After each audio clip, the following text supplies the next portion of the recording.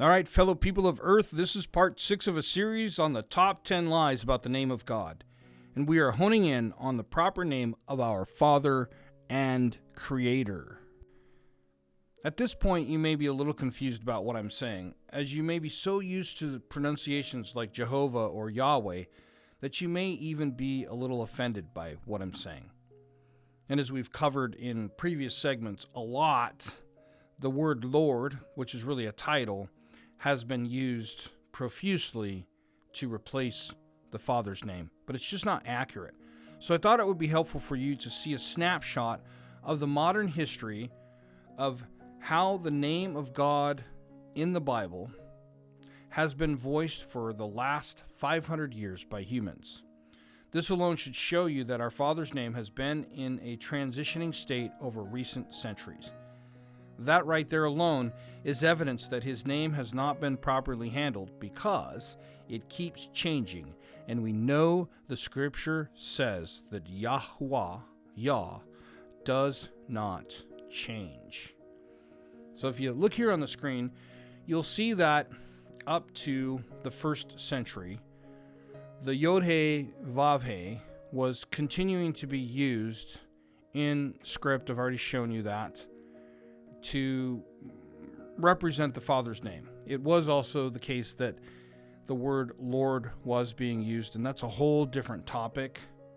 What I want to focus on is that if you'll see there, in the time frame of 1516 to 1530, there was a guy by the name of Galatinus. This is a guy named Pietro Colonna Galatino, also known as Petrus Galatinus, who popularized what Galatinus was publishing as the name of God being Jehovah. So you can look at the history behind that. I'm just giving you the reference point. And then Geneva in 1560, even before King James, changed it to Lord with a capital L, lowercase O-R-D. And then when the King James came along in 1611, they changed the Father's name to capital L, capital O, capital R, capital D. And then it wasn't until 1869 that the word Yahweh came along, but it's an imperfective of a Hebrew verb hawa and an earlier form of hayah, which really brings in a lot of assumptions and in some ways is accurate because it deals with the definition of our Father's name or the meaning of our Father's name, but not the Father's name itself. So hopefully that's a little helpful to you to get a picture of this transitory state of the Father's name over a 500-year period. As I slightly grazed over this just a minute ago, I wanted to expand on it just a little bit to help you understand where, in particular, the words Jehovah and Yahweh come from. See, back when the Masoretes were doing a vowel substitution to try to substitute Adonai or to actually substitute in some respects the vowels for Adonai for the ineffable name or the unspeakable name, which we have already defined that that's a lie. Because according to the text, the essence of the Father's name, which is when you say in the name of something, that's what you mean. You mean the whole entity plus the nomenclature of their name. So the understanding of their name brings in their character as well as pronunciation. So European students misunderstood this. They took some things literally they shouldn't have, and they yielded some Latin into the word Jehovah. So this is in 1516, and the Jehovah's Witnesses popularized this in 1933. And then the name of Yahweh came into existence in 1869, which is just a hypothetical reconstruction of what they call the Tetragrammaton, which is also a word that is not in the scripture. It really doesn't have anything to do with the scripture at all. It just means 4 letters. And so they base this on an assumption that the Tetragrammaton is the imperfective of the Hebrew verb hawa, which we will go over here in a minute, but it's the earlier form of haya, the idea of was. So hawa is to be in the sense of the one who is existing, the one who is. So these are where the words Jehovah and Yahweh came from, which didn't really come from the text in its pure form. They came from manipulations of the text. And with that said, let's get down to the bottom of what the Father's name means, because it also helps us not only understand who he is alone, but also leads us to a better understanding of how we might find our way to proper pronunciation, understanding both his character and the simplicity of his name, and yet his almighty power. So in the top left-hand corner, you have the verb haya, which means to be. So when you go to Exodus chapter 4 and you have that conversation that takes place between the one and only true Elohim and Moses, and Moses asks, what shall I tell them? Who shall I say sent me, when Yah comes to Moses to send him? Now this word haya is comparable, or possibly from the word hawa, which means to believe or to breathe. Now, in Exodus 4, when Moses asks the great Elohim this question, he is first told, Eya, or Haya Asher Haya. And even now I'm noticing that I'm pronouncing that incorrectly. Probably it should be Ha-Ya Asher Haya, not Haya. Now, in the first person, it would be Eya. In second person, it would be Tiye.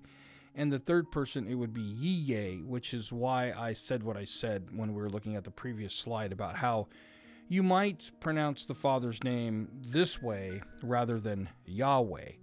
But this is a definition of who the Father is, and it does lead us to understanding his name, but it is not his name necessarily. It is the essence of the initial, understanding of his character.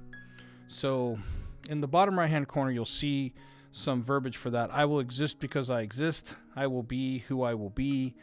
I be who I be. I is who I is. I know there's some proper English, but just some ways that you could write this. I am who I am. I am that which is. These are all ways that you could translate this idea of Haya Asher Haya. Now he would have said it Eya because it's in first person. So Eya Asher Eya. I will exist because I exist. In other words, I have no causation for existence. So this is the definition. Now, technically, there's no present tense.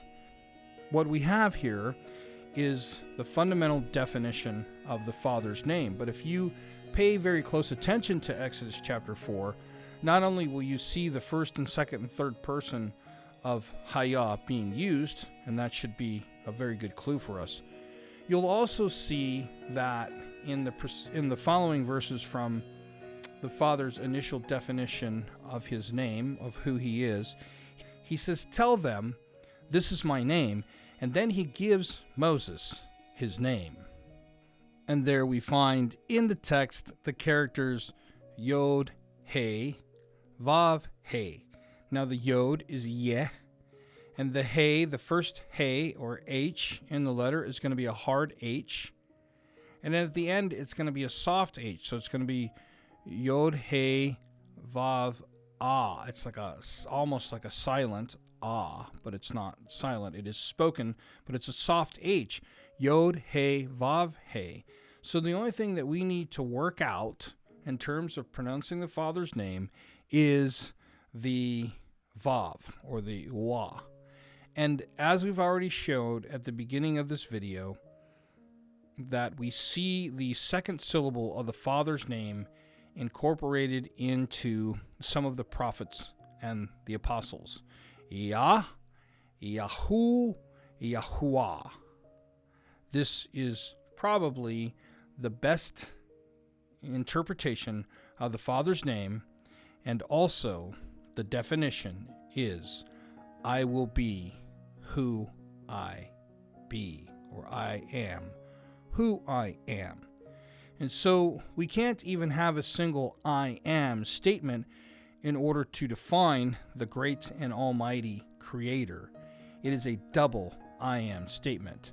I am who I am, Yahuwah.